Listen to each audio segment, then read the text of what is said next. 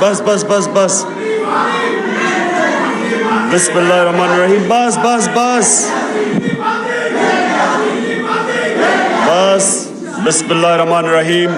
خاموشی خاموشی. ایاک نعبد و ایاک نستعین. میں بس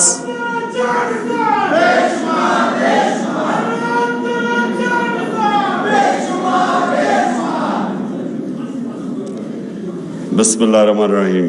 اچھا جی، میں سب سے پہلے میرے ہمسائے اعتزاز حسن نے ایک کامنٹ کیا، پہلے میں اپنی بات ادھر سے شروع کرتا ہوں. انہوں نے کہا کہ بہت زیادہ اپنی تقریروں میں اب دین کا استعمال کرتے ہیں. دیکھیں، میں یہ واضح اس لیے کرنا چاہتا ہوں کہ اگر میرے میں اللہ ایمان نہ ڈالتا تو میں کبھی پولیٹکس میں نہ آتا، کیونکہ ایک آدمی جس کو اللہ سب کچھ دے بیٹھا تھا، جس کو پولیٹکس کچھ دے ہی نہیں سکتی تھی، شاید ہی کسی پاکستانی کو اللہ نے اتنی شہرت اور سب کچھ دیا، تو مجھے تو پولیٹکس سے پہلے مل چکی تھی. میں صرف پولیٹکس میں ایک وجہ سے آیا تھا کہ میرا دین ہی نہیں، جو بھی اللہ نے دنیا میں پیغمبر بھیجے، وہ ان کی جو بنیادی چیز کہ دنیا میں آنے کا مقصد کیا ہے، وہ تقریباً سارے بھی جتنے اللہ کے پیغمبر انہوں نے ایک ہی بات کی کہ جتنا اللہ آپ کو نوازتا ہے، جتنی آپ کو نعمتیں بخشتا ہے، اتنی آپ پہ ذمہ داری ڈال دیتا ہے کہ آپ ان نعمتوں سے اپنے ملک میں انسانیت کی کیسے خدمت کرتے ہو. یہ سارے اللہ کے دینوں کی بنیادی میسج ہے. تو دو طرز ہے زندگی کے، ایک آپ اپنے لیے جیے اور آسان زندگی ہے وہ، اور میرے لیے بڑی آسان زندگی تھی، اور ایک دوسرا ہے کہ آپ ذمہ داری بحیثیت انسان اپنی ذمہ داری اٹھائیں اور کوشش کریں کہ اپنے معاشرے کے اندر لوگوں کی زندگی بہتر کریں. تو یہ دو مختلف، ایک مٹیریل لائف ہے اور دوسرا اسپرچل وے آف لائف ہے. تو میں آیا تھا پولیٹکس میں، اور میں نے جب آیا تو اس سے کافی دیر پہلے اسٹڈی کیا کہ وہ جو ہمارے نبی صلی اللہ علیہ وسلم کا دور تھا مدینہ میں، تو وہ کیا چیزیں تھیں جو انہوں نے، وہ کیوں اللہ ہمیں کہتا ہے کہ اس نبی کے راستے پہ چلو، ان کی سنت پہ چلو، ان کی شریعہ پہ چلو، کیوں کہتا ہے اللہ؟ تو وہ میں نے آنے سے پہلے ہی اس نتیجے پہ پہنچ چکا تھا کہ اللہ ہماری بہتری کے لیے کہتا ہے. سارا جو قرآن میں اللہ کا جو اللہ کے جتنے بھی احکامات ہیں وہ ہماری بہتری کے لیے ہیں، کیونکہ اللہ تو بے نیاز ہے، اس کو تو خود کفیل ہے، اس کو تو ہم کوئی فائدہ نہیں اور نقصان پہنچا سکتے. تو ساری چیزیں قرآن کے اندر انسان کی بہتری کے لیے. آپ اس راستے پہ چلیں گے جو آپ نماز میں کہتے ہیں کہ اللہ ان کے راستے پہ چلا جن کو نعمتیں بخشی، ان کے نہیں جو دوسرے راستے پہ چلے گئے، وہ ہماری بہتری کے لیے ہے. سو اس لیے جو وہ مدینہ کی ریاست کے 3 اصول تھے وہ لے کے چلا تھا آج سے میں 26 سال پہلے. خودداری، کبھی ایک مسلمان معاشرہ کسی کی غلامی نہیں کرتا. یہ سب سے پہلے لا الہ الا اللہ، یہ آپ کو خوددار بناتا ہے. دوسرا کہ انسانی معاشرے میں انسانیت ہوتی ہے، جانوروں کے معاشرے میں سروائیول آف دا فٹسٹ ہوتی ہے. انسان فرق یہ اس طرح ہے کہ وہ کمزور کی جتنی زیادہ انسانیت اتنی وہ مدد کرتا ہے کمزور کی. جانوروں کے معاشرے میں نہیں ہے. تو یہ سارے پیغمبروں نے بلکہ یہ انسانیت کی بات کرتے تھے. اور تیسری چیز ہے انصاف. یہ 3 فنڈامنٹل پرنسپلز ہیں جس پہ مدینہ کی ریاست کھڑی ہوئی تھی. اس میں اور بھی بہت چیزیں تھیں لیکن ان پرنسپلز کے اوپر باقی چیزیں بنی تھی. تو یہ آج سے 26 سال پہلے میں نے اپنی پارٹی کا منشور رکھا تھا اور تب میں پولیٹکس میں آیا تھا. اور کبھی بھی کوئی انسان اپنی زندگی کے 22 سال سٹرگل نہیں کرتا کسی چیز کے لیے اگر وہ کوئی ذاتی مفادات کے لیے ہو، جب جس کے پاس پہلے سب کچھ ہے. تو اس لیے میں کبھی کسی کے دین کے اوپر کامنٹ نہیں کرتا. کیا وہ ایتھیسٹ ہے، کیا وہ دینی ہے، جو ایگنوسٹک ہے، یہ انسان کے اوپر ہے. یہ اللہ نے ہمیں یہ نہیں کہا کہ صرف ان سے بات کرو جو کہ صرف ایمان والے ہیں. ہمارا تو اللہ کا ایک تحفہ ہے میرے نظر میں کہ جس کو ایمان دے دے وہ تو سب سے زیادہ. اگر اللہ، میں اپنے بچوں کے لیے ہمیشہ دعا کرتا ہوں کہ ان کو اللہ ایمان دے، کیونکہ وہ سب سے بڑا اللہ کی بلیسنگ ہے، اس کا تحفہ ہے. اب میں آتا ہوں جی آج کا جو موضوع ہے، یہ کنیکٹڈ ہے ایکچولی میری 26 سال پہلے جس کی وجہ سے میں پولیٹکس میں نام رکھا تھا انصاف کی تحریک. کیونکہ میں اپنے تجربے سے، میں کوئی اسلام کا اسکالر نہیں تھا، میں نے تو صرف اپنی زندگی کا جو تجربہ تھا، جو ساری دنیا میں دیکھی، کانٹراسٹ دیکھتا تھا. آدھا وقت انگلینڈ میں یونیورسٹی میں گزارتا تھا، یونیورسٹی کے بعد کرکٹ کی وجہ سے آدھا وقت میں پاکستان گزارتا تھا. تو یہ سارا وقت میں موازنہ کر سکتا تھا دونوں معاشروں کا، جو اور شاید لوگ میرے سے بہت عقل والے لوگ ہوں گے لیکن ان کو اس طرح کی اپرچونٹی نہیں تھی کہ جو میرے پاس تھی. تو میں اپنے تجربے کے اس کے اوپر پہنچا اس نتیجے پہ کہ اگر ایک معاشرے کے اندر انصاف نہیں ہے، وہ معاشرے میں خوشحالی نہیں آتی. ابن خلدون اپنی جو مسلمانوں کی بلکہ دنیا کا ایک اپنی ٹائم کا جس کو کہتے ہیں فادر آف ماڈرن ہسٹوگرافی، اس سے بڑا کوئی ذہن نہیں تھا. وہ لکھتا ہے کہ میری زندگی کا تجربہ قرآن پڑھ کے بھی اور زندگی کا تجربہ یہ ہے کہ اللہ نے انسان کو زمین پہ بھیجا ہی ایک مقصد سے ہے کہ میری زمین پہ انصاف قائم کرو. اور یہ جو ونسٹن چرچل کی جو بات کی جاتی ہے جب برطانیہ تباہ ہو رہا ہوتا ہے تو وہ تب کہتا ہے، وہ پوچھتے ہیں جی ہم بچ جائیں گے، اس نے کہا کیا اگر آپ کی عدالتیں انصاف دے رہی ہیں تو آپ تباہ نہیں ہو سکتے. حضرت علی رضی اللہ تعالیٰ کہتے ہیں کفر کا نظام چل جائے گا لیکن ناانصافی کا نظام نہیں چل سکتا. تو یہ میں 26 سال پہلے اس تحریک انصاف کی تحریک کا نام رکھا تھا. رول آف لا جو ہے وہ فنڈامنٹل چیز ہے جو فرق کرتا ہے معاشروں میں. ابھی رول آف لا انڈیکس کی بات کر رہے تھے گوندل صاحب کہ ہم 130 نمبر پہ ہیں، دنیا میں 130 نمبر پہ ہیں. سوئٹزرلینڈ دنیا میں نمبر 1 پہ ہے. رول آف لا انڈیکس پہ سوئٹزرلینڈ نمبر 1 پہ ہے، ہم 130 پہ ہیں. سوئٹزرلینڈ کے کیونکہ میں نے سوئٹزرلینڈ دیکھا ہوا ہے، اس کی صرف کمال ایک ہے کہ ان کے زبردست پہاڑ ہیں. پہاڑوں کے اوپر لوگ جاتے ہیں، ٹورزم ہوتی ہے، سردیوں میں اسکیئنگ ہوتی ہے. اور ہمارا جو پہاڑ ہیں دگنے ہیں سوئٹزرلینڈ سے، ہمارا ناردرن ایریا سوئٹزرلینڈ سے دگنا ہے. جو خوبصورتی ہے وہ سوئٹزرلینڈ سے کئی گنا زیادہ ہے. لیکن سوئٹزرلینڈ خوشحال ہے.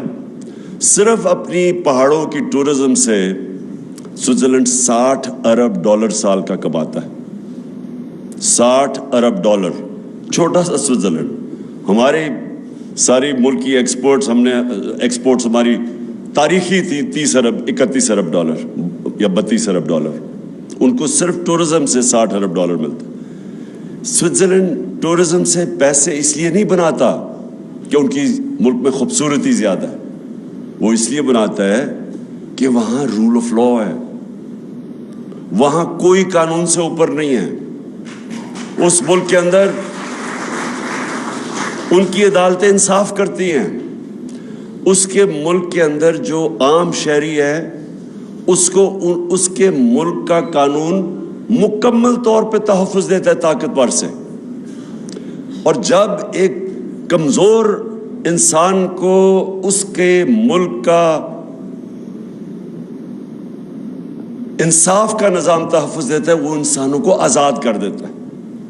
تو سب سے امپورٹنٹ چیز آپ کی سمجھنی ہے کہ صرف آزاد انسان کی پرواز اوپر ہوتی ہے. بڑے کام صرف آزاد انسان کرتے ہیں. غلام ملک کے اندر بھی اگر ایک انسان آزاد ہو وہ اس ملک میں بھی اوپر چلا جاتا ہے. میں ہمیشہ دو انسانوں کی بات کرتا ہوں جو غلام ہندوستان میں بڑے ہوئے، قائد اعظم اور علامہ اقبال. آزاد ذہن تھے.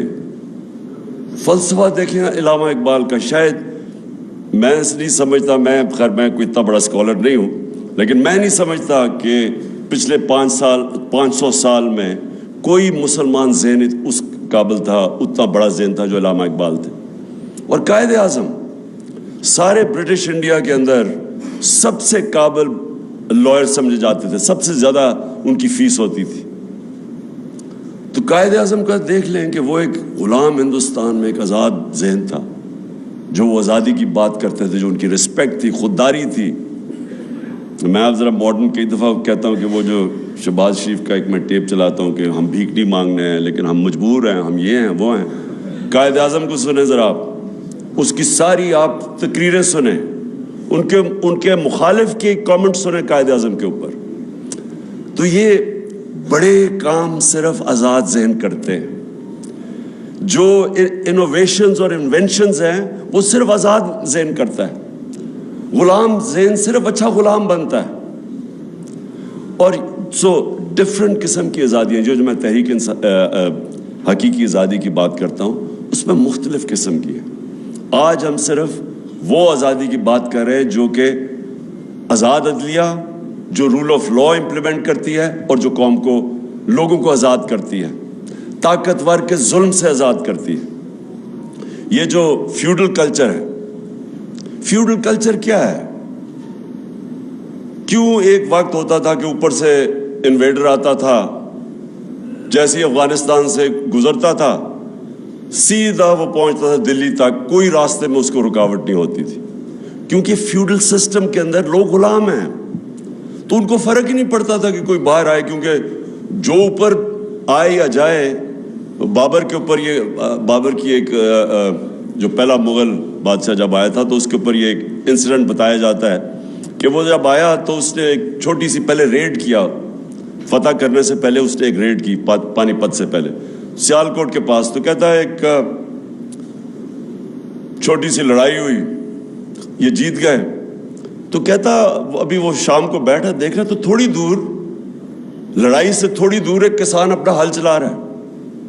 وہ بڑا حیران ہوتا ہے کہ یہ اس کو کوئی فرق ہی نہیں پڑا کہ کوئی باہر سے فوج ہے یا لڑائی ہوئی ہے. وہ کسان کو بلاتا ہے شام کو، کہتا ہے تم بڑے دلیر آدمی ہو گئے کہ تمہیں فرق ہی نہیں پڑا کہ باہر سے کوئی فوج ہے یا لڑائی ہوئی. وہ کہتا ہے میرا کسان، میرا حل چلتا رہا، مجھے کیا فرق پڑتا ہے کون آئے کون جائے، کیونکہ وہ تو آزاد ہی نہیں تھا. کیوں سارا قبائلی علاقہ اور افغانستان کیوں ہمیشہ اپنی آزادی کے لیے لڑتے ہیں؟ کیونکہ وہ آزاد ہیں. ان کا جو سسٹم ہے جرگا سسٹم، وہ بیسکلی ریپرزینٹ کرتا ہے. ان کی جوری سسٹم بھی بن جاتا ہے، ان کو انصاف بھی مل جاتا ہے اور ان کی آواز بھی ہوتی ہے، وہ پھر لوکل گورنمنٹ بھی بن جاتی ہے. تو وہ ہمیشہ لڑتے تھے. جو آتا ہے افغانستان میں وہ ہمیشہ وہ لڑنا، اپنے آزادی کے لیے لڑتے ہیں. قبائلی علاقے 80 سال انگریز کے خلاف قبائلی علاقے میں لڑتے رہے لوگ، کیونکہ ان کا سسٹم آزاد تھا. آزاد، جب ہم آزادی کی بات کرتے ہیں یہ یاد رکھیں کہ فیوڈل سسٹم جس کے اندر طاقتور کے لیے قانون، کمزور کے لیے دوسرا، اس کے اندر کبھی اس معاشرے کا پوٹینشیل اوپر نہیں آتا. تو کیونکہ میں نے مغرب میں اور یہ سارے انگلینڈ، سوئٹزرلینڈ، یورپ، آسٹریلیا وغیرہ دیکھے ہوئے تھے، امریکہ، تو میں بڑی پہلے اس نتیجے پہ آ گیا تھا کہ جب تک ہمارے ملک کے اندر ہمارا انصاف کا نظام نہیں ٹھیک ہوتا، جو اللہ نے اتنی نعمتیں بخشی ہیں پاکستان کو، ہمیں خود بھی نہیں اندازہ، مجھے بھی پوری طرح اندازہ نہیں تھا جب تک میں 3.5 سال پرائم منسٹر نہیں بنا، کہ اللہ نے ہر قسم کی اس ملک میں ہر قسم کی نعمتیں بخشی ہیں. کسی ایک بھی ہم اٹھا لیں تو ہم اوپر جا سکتے ہیں. اور تو چھوڑے جو منرلز ہیں پاکستان میں، مدنیات ہیں، ہم صرف اسی پہ کانسنٹریٹ کر رہے ہیں، وہی پاکستان کو اٹھا سکتے ہیں. ٹورزم پہ کانسنٹریٹ کر وہاں اٹھ سکتا ہے. ایگریکلچر کے اوپر ہمارا جو زراعت ہے، اس میں ہم صرف ماڈرن ٹیکنیکس ہی لے آئیں، اسی میں ملک اٹھ سکتا ہے. انڈسٹری میں ہمارا انیشیٹو ہے، باہر پروفیشنلز بیٹھے ہوئے ہیں، ہمارا 1 کروڑ جن میں ٹاپ کلاس پروفیشنلز ہیں، انٹرپرینرز ہیں، پروفیسرز ہیں، ہر قسم کا ایکسپرٹ باہر بیٹھا ہوا ہے. لیکن ہمارے ملک میں رول آف لا نہیں ہے. ہمارا جو سب سے بڑا، یہ لوگ مجھے کہتے ہیں نا، یہ جو گورنمنٹ آئے گی جی ابھی وہ سعودی عربیہ نے پیسے دے دیے, اس نے UAE نے پیسے دے دیے, وہ اب سن لیجیے چائنا یہ کینسر کا علاج ڈسپلن سے ہو رہا ہے. قرضوں کی کینسر پھیلتی جا رہی ہے. جب تک کہ اس ملک میں انویسٹمنٹ نہیں آتی, ہم اس ملک میں ڈالرز نہیں آتے. ہم نے 2 طرح تو ڈالرز ریکارڈ منگوائے تھے, ایکسپورٹس ہماری ریکارڈ تھی, ریمیٹنسز ریکارڈ تھی, لیکن جو انویسٹمنٹ تھی جس سے اصل میں پاکستان اٹھ رہا ہے, اس کے سب سے بڑی رکاوٹ اس کے سامنے رول آف لا نہیں ہونے کی ہے, کانٹریکٹ انفورسمنٹ نہیں ہے. بڑے بڑے انویسٹر ڈرتے ہیں, جو میس لیول پہ جو آپ کے اوورسیز انویسٹرز ہیں, جو کہ چھوٹی چھوٹی انویسٹمنٹ کر سکتے ہیں, 1 کروڑ میں سے 20 لاکھ پاکستانی انویسٹمنٹ کر دیں, 1 کروڑ میں سے 20 لاکھ بھی انویسٹ کر دیں, پاکستان کو کوئی کسی سے پیسے لینے کی ضرورت نہیں, کوئی IMF کے پاس جانے کی ضرورت نہیں. تو پوچھے وہ انویسٹ کیوں نہیں کرتے؟ سب سے بڑا ان کا پرابلم یہ ہے کہ جہاں جیسے ہی وہ پھنستے ہیں عدالتوں میں, ان کو کوئی اعتماد نہیں ہے کہ ہمیں انصاف ملے گا, ہماری انویسٹمنٹ بچے گی. میں سارا وقت, کیونکہ میں اوورسیز پاکستانی سے پیسے اکٹھے کرتا تھا شوکت خانم کے لیے, پھر تحریک انصاف کے لیے, تو مجھے ہمیشہ یہ کہا کرتے تھے کہ ہم جب پلاٹ بھی لیتے ہیں تو اس کے اوپر قبضہ ہو جاتا ہے. کون فیکٹری لگائے گا, کون بزنس شروع کرے گا؟ وہ دبئی میں جا کے بزنس کرنا شروع کر دیتے ہیں, یہاں بزنس نہیں کرتے. کیونکہ جب ایک پلاٹ کے اوپر, پلاٹ سے زیادہ سیف چیز کیا ہے, اس کے اوپر ان کو مصیبت پڑ جاتی ہے کہ اس کے اوپر قبضے ہو جاتے ہیں, عدالتوں کے وہ چکر لگاتے ہیں. کوئی طاقتور آ کے قبضہ گروپ آ کے, اچھا قبضے گروپ بھی سمجھ گئے ہیں کہ اوورسیز پاکستانیوں کی کون سا پراپرٹی ہے, وہ بیچارے خرید کے واپس جاتے ہیں, پیچھے سے قبضہ ہو جاتا ہے. تو جب آپ ایک سیف انویسٹمنٹ پلاٹ کے اوپر بھی آپ لوگوں کے قانون کے اوپر اعتماد نہیں ہوتا, تو کیسے انویسٹمنٹ آ سکتی ہے جو کہ اس ملک میں اتنی آ سکتی ہے؟ کیونکہ جو اوورسیز پاکستانی اس کے پاس جس وقت جو ان کے پاس ڈالرز پڑے ہوئے ہیں, جتنا پاکستان کا قرضہ ہے اس سارے قرضے سے زیادہ ڈالرز باہر پڑے ہوئے ہیں اوورسیز پاکستانی کے. اور میں ان کی بات نہیں کر رہا جو انہوں نے چوری کر کے پیسہ باہر لے کے گئے یہاں کے ڈالرز, میں بات کر رہا ہوں جو انہوں نے باہر کمائی کی تھی جو پاکستان آ سکتا ہے. تو میری پہلی چیز یہ کہ ہمارا جو آج پاکستان کا مستقبل ہے, فیوچر جس طرف ہم جا رہے ہیں, یہ لازم ہے کہ اگر ہم رول آف لا اس ملک میں نہیں اسٹیبلش کرتے, ہم کبھی بھی اس ملک کو اس دلدل سے نہیں نکال سکتے. ہماری جو معیشت ہے, میں تو پہلے اس کے معیشت کے اوپر بات کرتا ہوں, کہ یہ کبھی بھی پراسپر نہیں کر سکتی جب تک کہ پاکستان میں رول آف لا نہیں آتا, ہم اسٹیبلش نہیں کرتے. جو انویسٹر ہے اس کو اعتماد نہیں ہوتا ہماری کانٹریکٹ انفورسمنٹ کے اوپر. یہ نمبر 1 میری چیز ہے. نمبر 2, انسان کا جو پوٹینشیل ہے اس ملک میں وہ کبھی ریلیز نہیں ہوگا جب تک کہ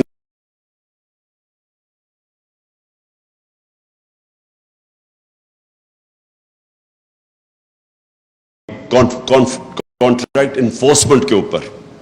یہ چیز ہے. نمبر 2, انسان کا جو پوٹینشیل ہے اس ملک میں وہ کبھی ریلیز نہیں ہوگا جب تک کہ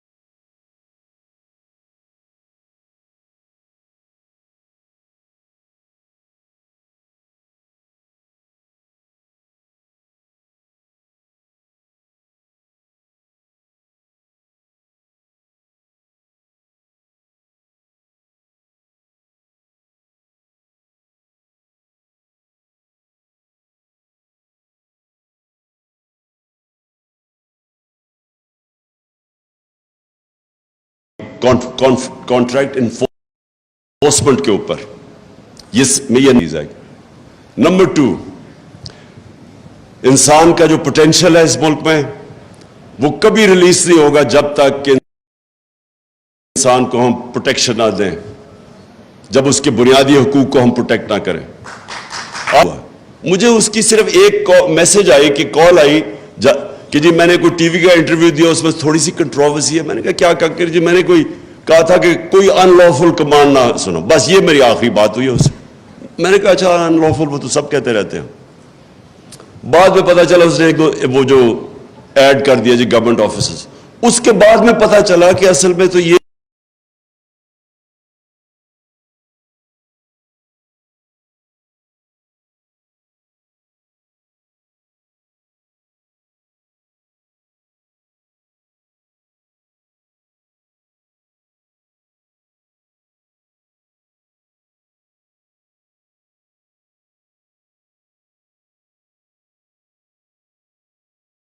अनलॉफुल कमांड ना सुनो, बस ये मेरी आखिरी बात हुई है उससे।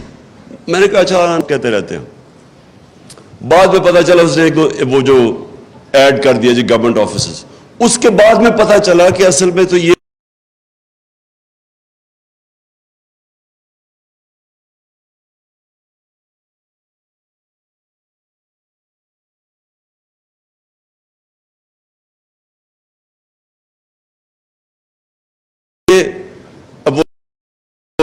असगर खान का केस था, उसके अंदर अदालत ही वही बातें कर रही है। नहीं थी कि उनका कोई इत्तेसाब होगा, कोई कानून उनको इंसाफ के कटहरे में खड़ा किया जाएगा, कोई फिक्र नहीं थी उनको। जुल्म करते हैं, पुलिस से पूछते हैं, बाद में पुलिस कहते जी हमने तो नहीं कुछ किया। तो फिर किसने किया? कौन था इसके पीछे? जो भी पीछे था वो अपने आप को कानून से ऊपर समझता है। वो समझता था कि पाकिस्तान का कानून मेरे ऊपर नहीं लागू होता, और ये है अलमिया हमारा। और फिर वो खातून मैजिस्ट्रेट, वो बड़ा जी इमरान खान को दहशतगर्द बना दिया मुझे, कि वो ने उसको कह दिया है कि जब खातून मैजिस्ट्रेट के पास आया, जब उसको पता था तशद्दुद है, आज साबित हुआ है कि उसके ऊपर तशद्दुद हुआ है, अदालत में उसकी रिपोर्ट दी गई है कि उसके ऊपर तशद्दुद हुआ, उसने फिर उसको पुलिस के पास रिमांड पे भेज दिया।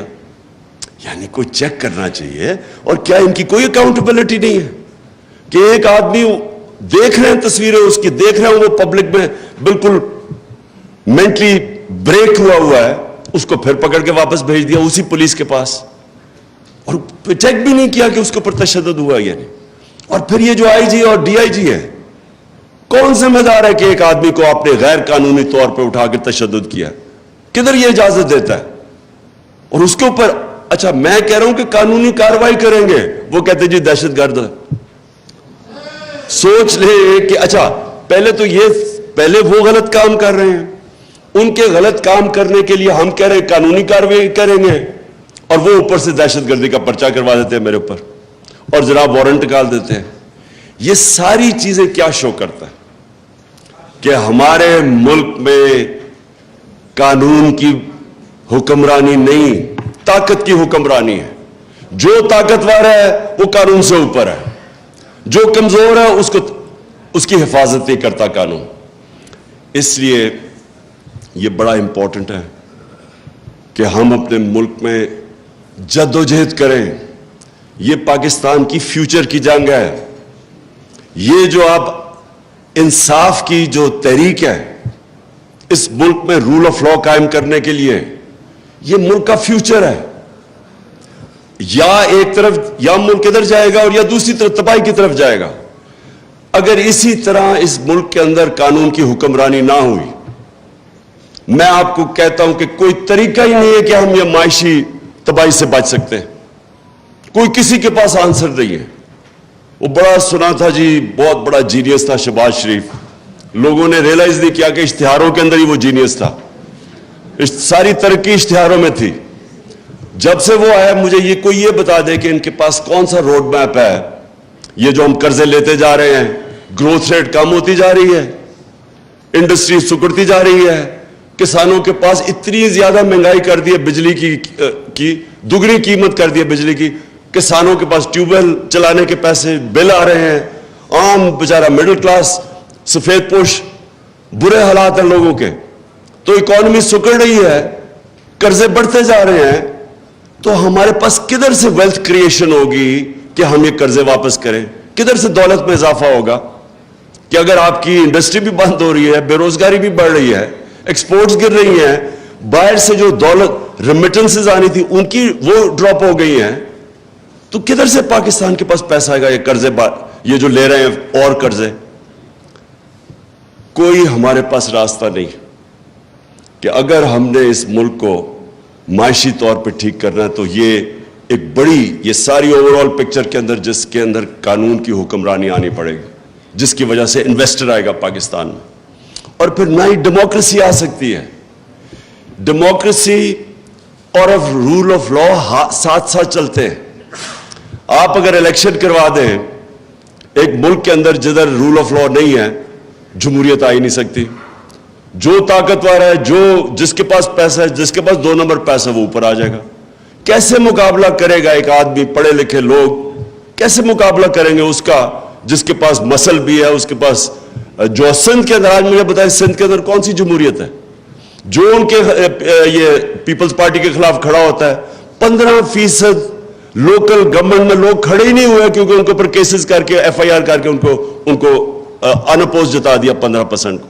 باقیوں کے پاس جو الیکشن لڑنے جاتا ہے وہاں اس کے اوپر FIR کٹ جاتی ہے. میرے اوپر 16 FIR کاٹ دی ہے, وہ تو چھوڑے اب دہشت گردی کا کیس کر دیا. تو بیچارے عام لوگوں کا کیا ہوتا ہوگا؟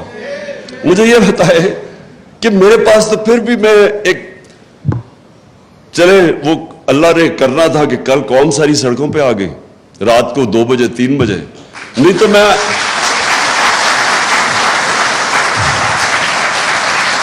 لیکن میں یہی سوچ رہا تھا کہ میں اگر عام ایک شہری پاکستانی ہوتا, میں شہباز گل ہوتا, تو ابھی تک انہوں نے مجھے اٹھا کے وہ جیل میں جا کے اسی طرح پھینٹا لگانا تھا جو اس بیچارے سے کیا. اور کس سے نہیں,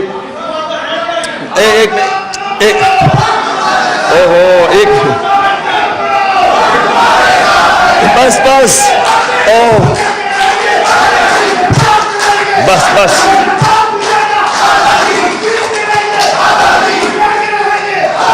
بس ایک منٹ بس بس کرو, سن لو.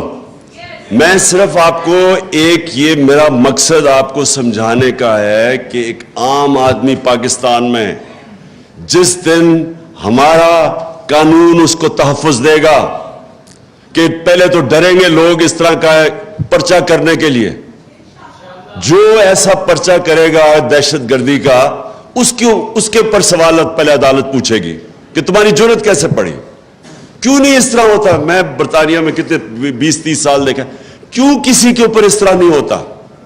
کیونکہ وہاں کی عدالتیں تکڑی ہیں, وہ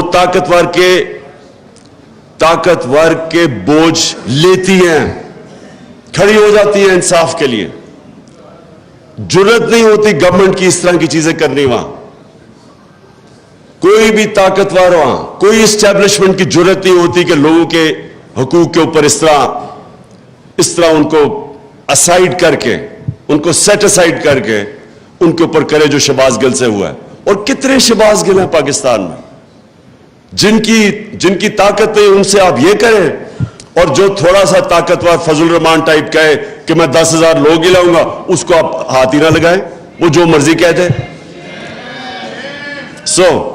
میرا پوائنٹ یہ ہے کہ جمہوریت تب آتی ہے جب ایک لیول پلینگ فیلڈ ہوتی ہے. Level playing field rule of law آتا ہے اس ملک کی عدالتوں سے. جب عدالتیں انفورس کرتی ہے رول آف لا, وہ الیکشنز میں حقیقی جمہوریت آتی ہے. اگر آپ کا رول آف لا نہیں ہے, آپ الیکشنز کروائیں گے تو اس طرح کے کرمنلز اسمبلی میں آتے ہیں. میرے دوست اعتزاز, میرے ہمسائے اعتزاز حسن نے ایک اور بات کی کہ مجھے مفاہمت کرنی چاہیے. آصف زرداری کا انہوں نے نام لیا. میں اب اس کا جواب صرف اس طرح دینا چاہتا ہوں کہ دیکھیں, آپ سیرت نبی پڑھیں, ہمارے نبی صلی اللہ علیہ وسلم کی زندگی پڑھیں, کوئی دنیا کی تاریخ میں ان سے عظیم انسان نہیں آیا نہ آ سکتا. لیکن ان سے یہ بھی یاد رکھیں ان سے زیادہ رحم دل انسان کوئی نہیں تھا. رحمت للعالمین تھے, سارے انسانوں کے لیے, مسلمانوں کے لیے نہیں, انسانوں کے لیے رحمت بن کے آئے تھے. لیکن اچھا فتح مکہ کے بعد سب کو معاف کر دیا, وہ لوگ جنہوں نے ان کے اوپر ظلم کیا تھا. لیکن جب ان کو کوئی کہا کہ جناب قریش کی ایک لڑکی نے چوری کی ہے تو اس کو آپ ذرا نظر ثانی کریں, تو انہوں نے تب کہا دو چیزیں کہیں. میں یہ چاہتا ہوں کہ یہ جب مجھے بار بار کہتے ہیں جی ان سے آپ میں تکبر بڑا ہے, آپ ان سے مفاہمت کر لیں, آپ انڈرسٹینڈنگ کر لیں. میں ہمیشہ یہ آپ بتاتا ہوں کہ جو رحمت للعالمین تھے انہوں نے ہر چیز پہ نظریے کے اوپر کافر کے خلاف نظریہ فرق تھا ان کا, ان کے اوپر ظلم ہوئے تھے, انہوں نے وہ بھی معاف کر دیے. لیکن جب ان کو کہا کہ کرپشن یا چوری کے اوپر قریش کی لڑکی کو معاف کرو تو انہوں نے کہا کہ بڑی قومیں تمہارے سے پہلے تباہ ہوئی, جب بڑا چوری کرتا تھا اس کو چھوڑ دیتے تھے, چھوٹے چور کو پکڑتے تھے. دیکھیں, اور کہا کہ میری بیٹی بھی چوری کرے گی تو اس کو سزا ملے گی. یہ کیوں کہا انہوں نے؟ کیونکہ جب ایک معاشرے کے اندر آپ چوری کو, کرپشن کو ایکسیپٹیبل بنا دیتے ہیں, آپ معاشرہ ختم کر دیتے ہیں. معاشرے کی بنیاد رکھی جاتی ہے قرآن کی آیت میں امر بالمعروف, تم اچھائی کے ساتھ کھڑے ہوتے اور برائی کے خلاف جہاد کرتے ہو. معاشرہ لڑتا ہے کرپشن کے اگینسٹ. میں یہ کہہ کہ لوگوں کو تھک گیا ہوں. آپ اگر ایک بڑے بڑے چور وہ نیب جا رہے ہیں تو آپ پھول پھینک رہے ہیں اس کے اوپر, تو آپ کیا میسج دے رہے ہیں اپنی یوتھ کو, اپنی عوام کو؟ آپ کیا میسج دے رہے ہیں کہ چوری بری چیز ہی نہیں ہے. مجھے کہہ جی وہ ہمارے صحافیوں نے کہا کہ دیکھیں جب عمران خان کو بھی اب وہ انہوں نے تقریر کرنے سے منع کر دیا تو نواز شریف کو بھی کر دیا. نواز شریف کو پاکستان کے سپریم کورٹ نے 2 سال کی تفتیش کے بعد, جب اس کی کرونا جو پینما پیپرز کے اندر پراپرٹیز اربوں روپے کی پکڑی گئی, اس کے اوپر تفتیش کے بعد اس کو ڈسکوالیفائی کیا اور سزا دی. مجھے کس چیز پہ کہہ رہے ہیں کہ جی آپ نے وہ میجسٹریٹ کو کہہ دیا کہ وہ اس کے اوپر قانونی کارروائی ہونی چاہیے, اور آئی جی اور ڈی آئی جی اس کے اوپر کہہ رہے ہیں میرا بند کر دیا, اور وہ ایک ہی ہے. جس ملک کے اندر آپ کے بڑے بڑے صحافی یہ کہتے ہیں, اس کا مطلب چپ پلیز کر کے سنو, جب آپ کے بڑے بڑے صحافی یہ کہتے ہیں معاشرے کے اندر کیا پیغام جاتا ہے کہ کوئی چوری بری چیز, کرپشن بری چیز نہیں ہے. آپ کے گھر میں کوئی ڈاکہ مارے, کیا آپ کہیں گے کہ اس کے ساتھ مفاہمت کرو, اس کے آ کے بیٹھو اور بات چیت کرو؟ آپ کہیں گے اس کو جیل میں ڈالو. تو کرپشن تو ملک کے اوپر ڈاکہ مارا جاتا ہے, تو آپ اس کو کہہ رہے ہیں کہ نہیں جی ان سے بیٹھ کے کرو. تو میں صرف اس چیز کے اوپر, کیونکہ میں زیادہ تر تو اپنے ہمسایہ اعتزاز حسن سے سب چیز سے اگری کرتا ہوں, لیکن ادھر میرے دین کے اوپر تو خیر ہمارا مختلف ویوز ہیں, لیکن اس کے اوپر کہ آپ ہر کسی سے کمپرومائز, پالیٹکس ہوتی ہے آرٹ آف کمپرومائز, لیکن جس وقت آپ کرپشن سے کمپرومائز کرتے ہیں, جنرل مشرف نے یہ جو بالکل سلمان راجہ ٹھیک کہہ رہا ہے, وہ جو این آر او دیا تھا, کبھی کسی نے ایسٹیمیٹ کیا ہے کہ اس کا اس ملک کو کتنا بڑا نقصان ہوا, کہ کس طرح کرپشن کے دروازے کھلے, کتنا ملک پیچھے گیا. مجھے جب گورنمنٹ میں 4 گنا زیادہ قرضہ ہمارا نیشنل ڈیٹ بڑی 6 ٹریلین سے پہنچ گئی 30 ٹریلین پہ.